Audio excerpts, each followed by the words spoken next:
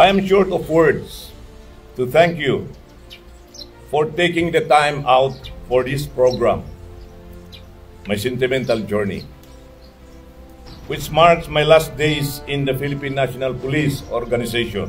This region is my very first assignment, and this camp is my very first office.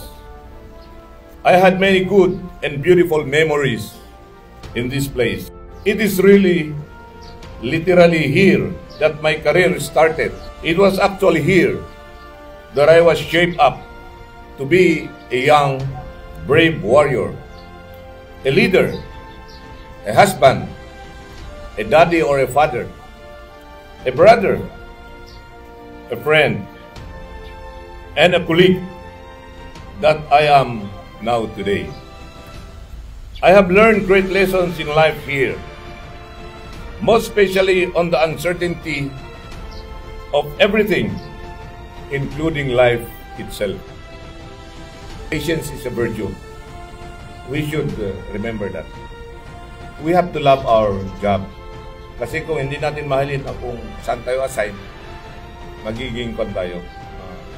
Yung satisfaction natin sa serbisyo mawawala. Mawawala. So,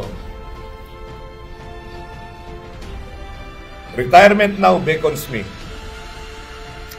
I know I will miss this amazing environment and colleagues who always stood by me and helped me execute all our tasks and plans. But I have full faith that this police regional office will continue to grow and prosper.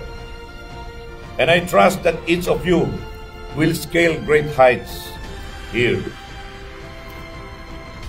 Please keep up the good work. And I wish you all the best, professionally, and more important, personally.